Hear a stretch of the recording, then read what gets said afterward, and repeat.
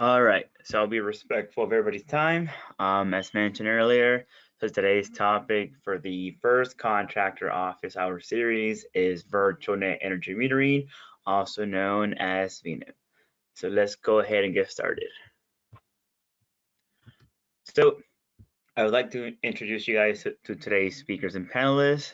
So myself, Omar Rocha, Outreach Coordinator, and we also have Victoria Leslie, our Program Coordinator for the SOMAH team. All right. So the agenda today, so first we're going to be going over kind of a contractor office hours overview.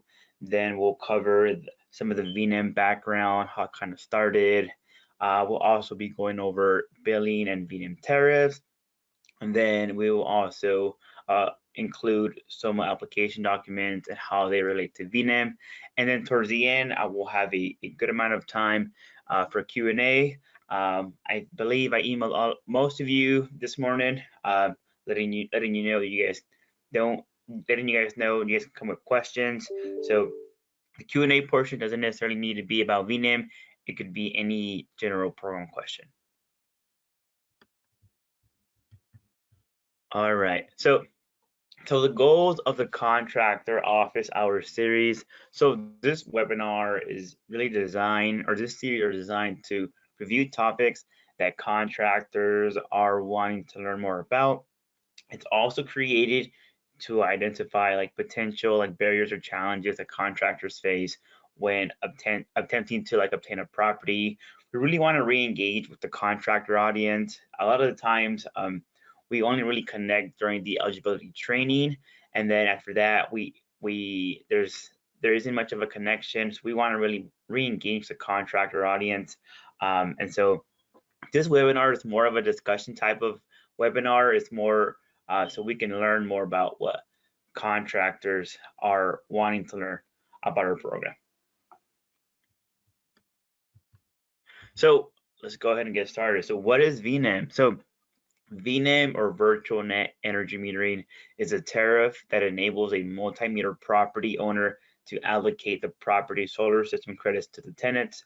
So a common misunderstanding that we often receive with VNEM is that the generated electricity flows directly to the tenant, which this isn't really the case. All the electricity generated is fed back into the grid, and then after it's fed back into the grid, the utility then allocates the kilowatts back to the property owner and tenant based on the contract. So we know, like for VNEM, 51% of the allocation needs to be allocated for the tenants, but it all depends the percentage of the allocation. All right, so how VNEM works, so their VNEM is set up as the following. There's multiple meters, there's different account holders, there's many parcels in the same agreement. So systems aren't allowed, like I mentioned before, aren't allowed to be sized larger than the energy load of the buildings. And then also there's a system called net generation output meter that tracks all of the generation of what that building is using. So what is like the background of VNEM? So the VNEM initiated when electric meters had trouble assigning the benefits of the generation created for each tenant.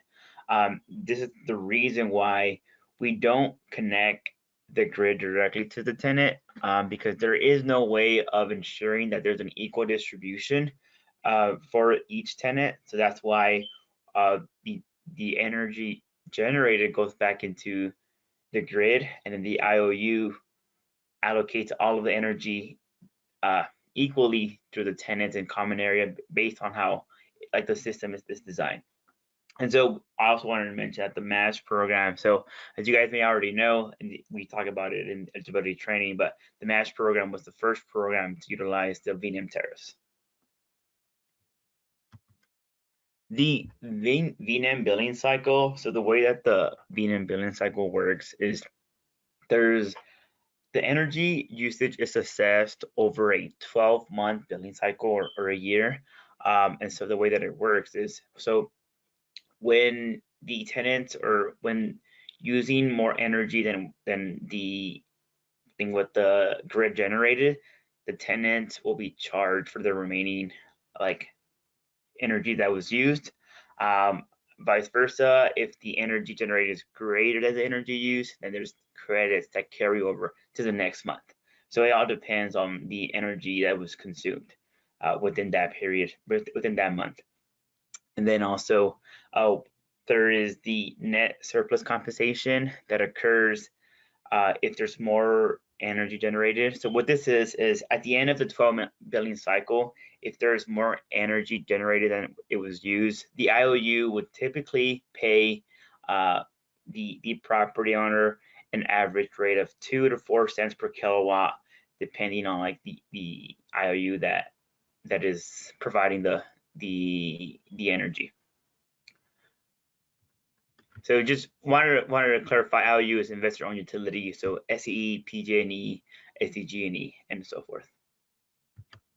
So here we have a SOMAH example. So as example shows, the IOU monitors the energy generated via meter.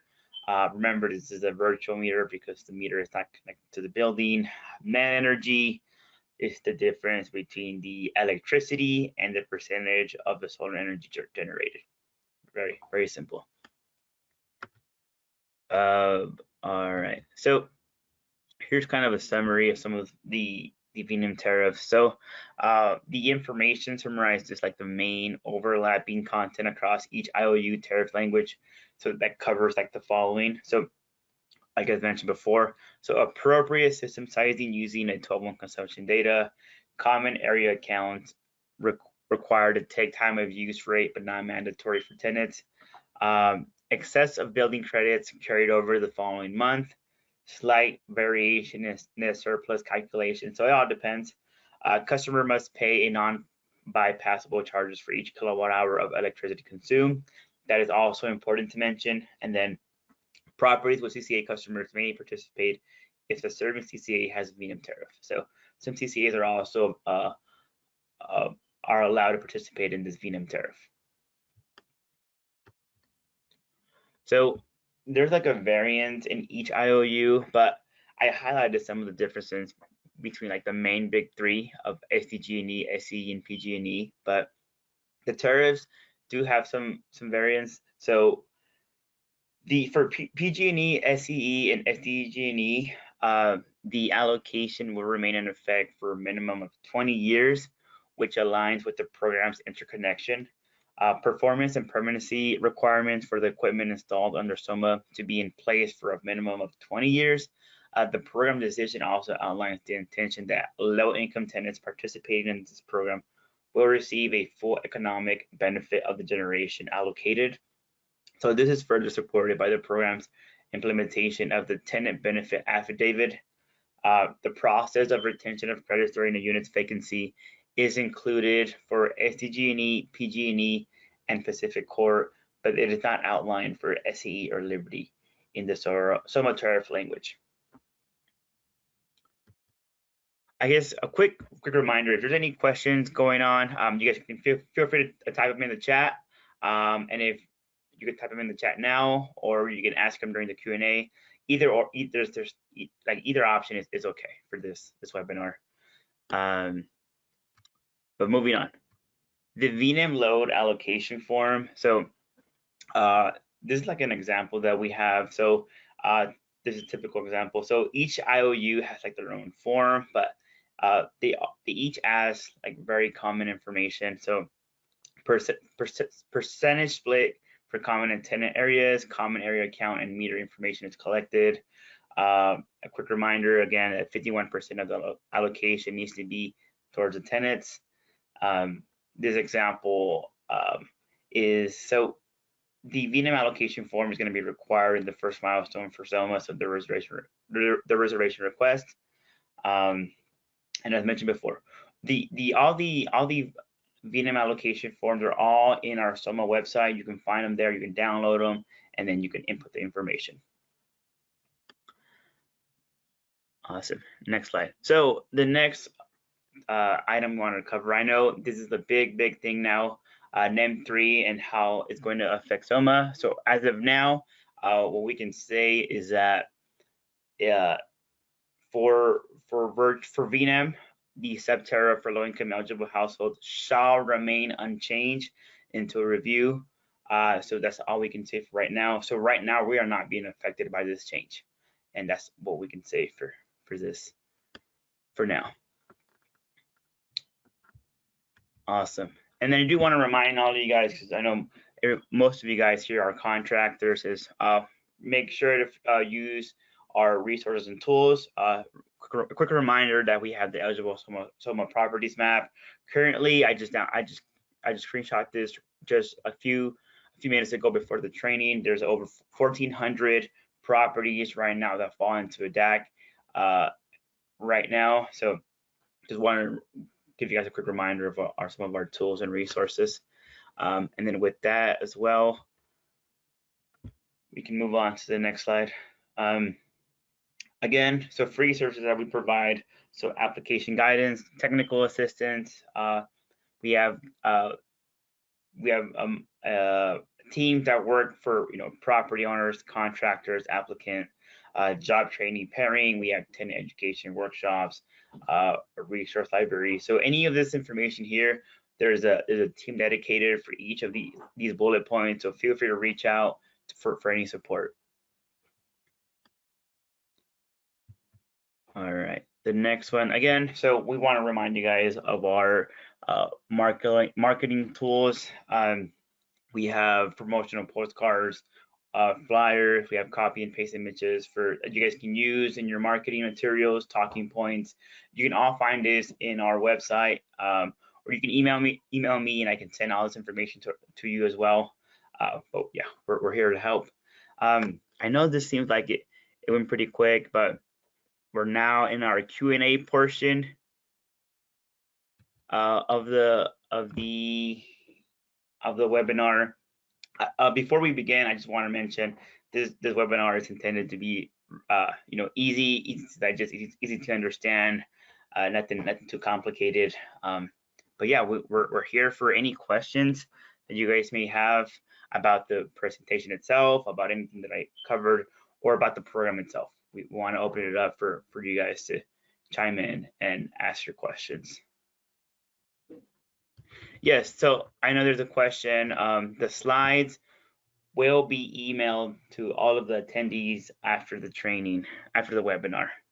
I know there's questions about the program. If you guys have any questions, feel free to ask. I'm going to go ahead and hop on here, Omar. Thank you, Victoria. So thank you all for joining.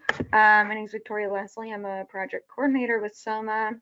I'm just going to hop on to answer questions kind of on the spot here. So I see them coming into the chat. If you also have a question that you'd like to ask verbally, you can go ahead and use the hand raise feature and go to webinar, and I'll kind of try to answer the ones in the chat first, and then I'll circle my way around and see if anyone has their hand up.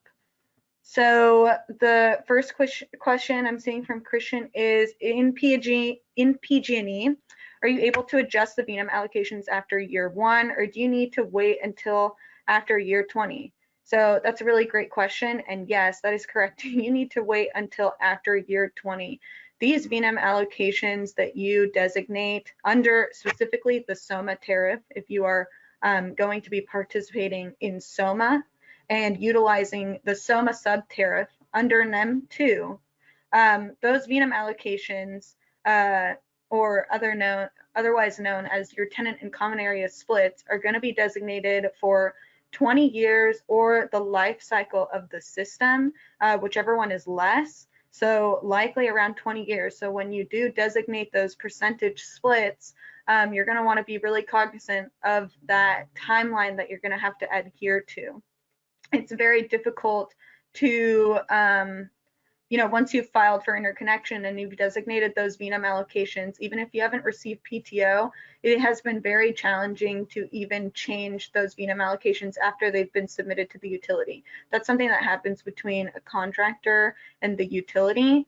We don't have very much say in kind of the process there, but it has been very challenging. So I just want to remind everyone to be very much aware that yes, it is until year 20. So Christian, let me know if you have any additional questions about that. Moving forward, I'm seeing, and just a disclaimer, I'm going to try to answer questions to the best of my ability. And if I'm unable to answer any of these questions at this time, we will definitely take those questions, write them down, and reach out after the webinar. Gilberto, I see that your hand is raised, so I'll definitely get to you after I kind of get through these first ones in the chat. So can an existing meter be used as the utility virtual meter?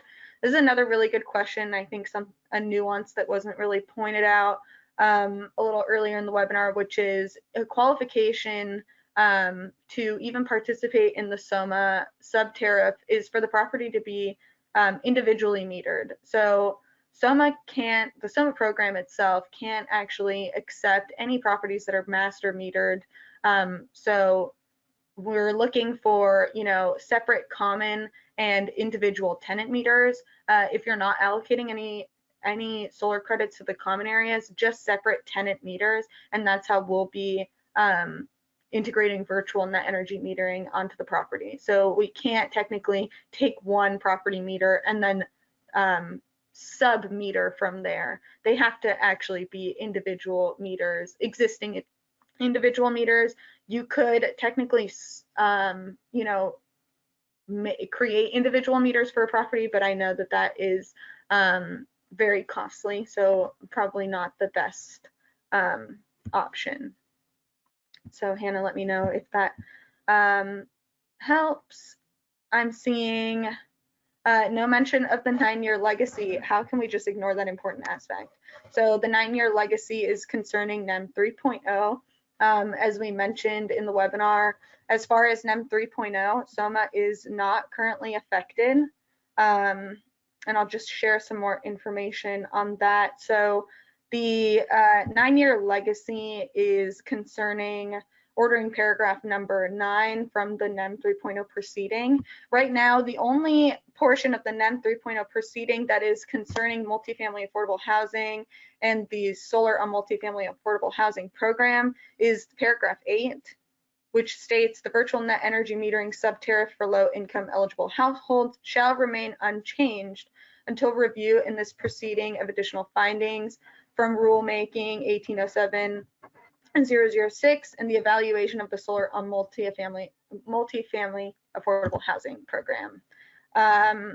So we know that NEM 3 is a really hot topic right now, but the VNEM low income sub-tariff, which includes the SOMAH VNEM tariff under NEM 2.0, is not impacted by the NEM 3.0 April 14th deadline, which is upcoming. The CPUC held a workshop on VNEM on February 8th of 2023 and issued a ruling on February 28th of 2023 to solicit comments on VNEM workshop questions. So currently, there's a comments and reply period, and that's kind of what we're waiting for. So at this time, that paragraph 9 just does not concern SOMAH. So right now we are operating under NEM 2.0. So Christian, I hope that helps answer that. Gilberto, I see, if I'm a general contractor, where can I get training to learn how to get started, mostly in writing the electrical plans for install and obtaining a permit? So I think that would fall kind of more on the workforce development side of things. So we do have some resources as far as workforce development, and kind of like pathways to solar contracting itself. So I think we'd be happy to share some of those resources via email after this webinar if that's something that you're interested in. Hannah, my internet went out and I didn't catch the answer to my question. Existing meter, can you respond by chat? Yes, I can respond to that by chat. I'll go ahead and do that now. But as we work on that, okay, Gilberto, I see that we have your email, so that's great. would you like to still go off mute and ask your question? If not, you can go ahead and put your hand down. So it looks like that's about all the questions that we've received so far. I want to, we do have some more time left. So, oh, here's another one. Do the NEM 2, NEM 3, CPUC rulings apply to non-IOU utilities, Pacificorp and Liberty? That's a great question, and no. So Pacificorp and Liberty, they're operating under their own kind of NEM. I know that one of them is even operating under NEM 1.0. So the NEM 2, NEM 3 transition is really concerning single family residential and is really concerning the three major investor owned utilities in California. So SDG&E, SCE, and PG&E.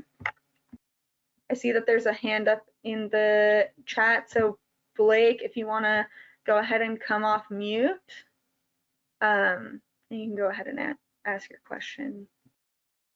Oh, Blake. Well, we missed yesterday's incentive meeting. Where can we go ahead and find those resources?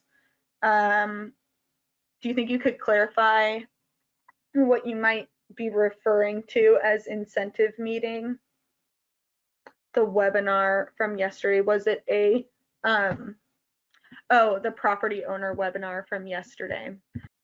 Yeah, we can definitely, if you could just send your email in the chat, then we'd be happy to send you information from the property owner webinar. I believe they hopefully are going to send out the slides, so I'm happy to add you onto that list so that you receive the deck as well.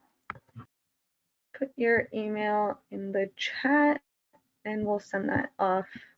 Just gonna get to responding to Hannah's question again, which is that the property needs to be individually metered already just right off the bat, so you can't use just one standard meter and kind of sub-meter from there. We need individually metered tenant units, and all tenants need to be receiving their own utility bill that's addressed to them. So I think another thing concerning VNEM and the program is not only do we need individually metered units, that the tenants need to actually be in charge of paying their own utility bills. So property owner cannot be paying utility bills on behalf of tenants. This is to just ensure that tenants are receiving, 100% of the tenant economic benefit. We want to make sure that there's kind of no gray area there, and that those benefits are just trickling directly to tenant units.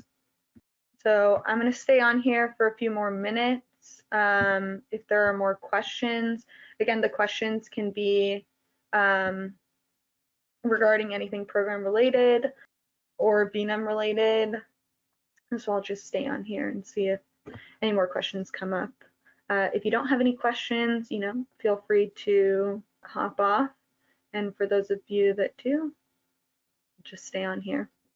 All right, so I don't see any more questions coming into the chat, but I know I kind of spoke too soon because we do have a closing slide. So questions can keep trickling into the chat, but Omar, if you want to just share our pre-screen service, we can go ahead and move into that as we close out. All right. Yes. Thank you, Victoria. Thank you, Victoria. And again, like Victoria mentioned, if you guys have any questions, feel free to type them into the chat. But all right. So we do have a new tool that some of you may already have used in the past, but it's called the Affordability Prescreen Request. This is a great tool to identify potential eligible properties. So a lot of the times, you may feel unsure if the property is eligible or not. So if you're unsure, you can log into our calsomah.org webpage, and then you can click under application and documents, I believe, and you would find the first sentence there. You'll be able to click on the link. It will ask you for like general information, and then all you would have to have is a copy of the regulatory agreement. Once you submit that information, our team will review and they'll get back to you as soon as they can to see if that property is eligible or not. A quick reminder, so our next eligibility training will take place April 6th.